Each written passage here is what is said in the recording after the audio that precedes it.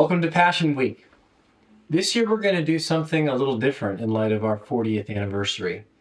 We're going to take videos from our past and mix them with new videos that celebrate the events of this week. Some will be musical performances, others dramas, and some teachings as well, all to help us cherish the amazing salvation that Jesus accomplished 2,000 years ago. In Matthew 16, tumbleweeds blow through and a desert whistle sounds as Jesus has something like a high noon showdown with the Pharisees and Sadducees. Okay, well, not exactly like that, but you get the point. The Pharisees and Sadducees come to test him. The Bible says, and the Pharisees and Sadducees came, and to test him, they asked him to show them a sign from heaven. He answered them, when it is evening, you say it will be fair weather, for the sky is red, and in the morning it will be stormy today, for the sky is red and threatening. You know how to interpret the appearance of the sky, but you cannot interpret the signs of the times. An evil and adulterous generation seeks for a sign, but no sign will be given to it except the sign of Jonah. So he left them and departed. The Pharisees and Sadducees were normally enemies, but here they gang up on Jesus. They come to him demanding a sign as a statement about their own authority. Jesus had healed a ton of people, fed thousands, walked on water, driven out demons, but they needed to verify his activity. If Jesus was going to claim to be from God, they had to be the ones to rubber stamp it. Jesus tells them that an evil and adulterous generation seeks for a sign, but no sign will be given to it except the sign of Jonah. Amazingly, even as he rebukes them for not recognizing the many obvious signs of his ministry, he promises a sign, the sign of Jonah. So out of all the signs that he worked on earth, this is the only one that is sufficient proof of his power and love for sinners. This is the only sign we are to constantly remember and look to as proof of his power and love.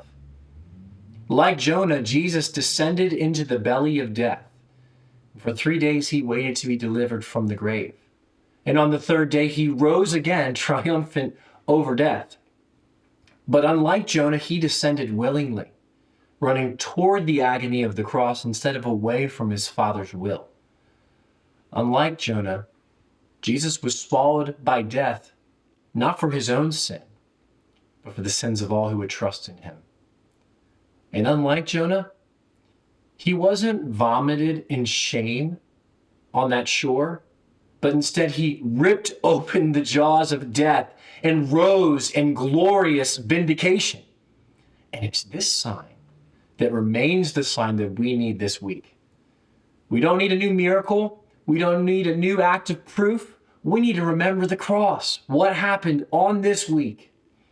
This is what has sustained us for 40 years as a church. And it's this sign that we once again draw near towards.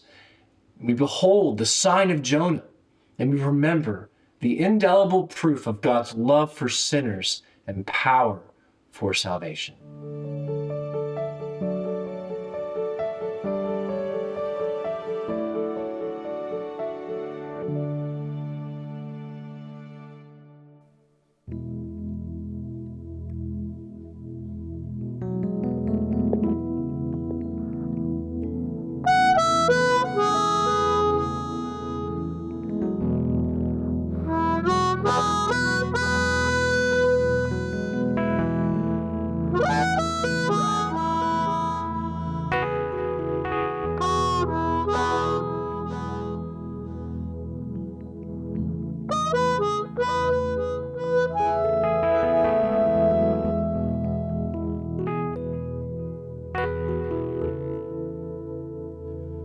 If I played the game and I win the fame, would I be the man I dreamed of?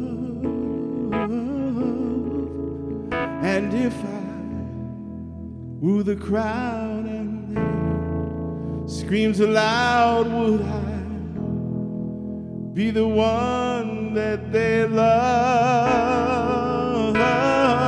What would it profit? what would it profit me if I chase the whole world and lose my own soul? What would be said of me? Oh, my vanity, vanity, chasing the wind, and I'm feeling empty again. I'm feeling empty again, yeah. If I played the game and I win the fame, would I be the man I dreamed of? And if I were the crowd with my screams aloud, would they be the one that they love? What would it profit? What would it profit me if I chase the whole world and lose my own soul? What would be said of me? Oh, vanity, vanity, chasing the wind, and I'm feeling empty again. Oh, I'm feeling empty again.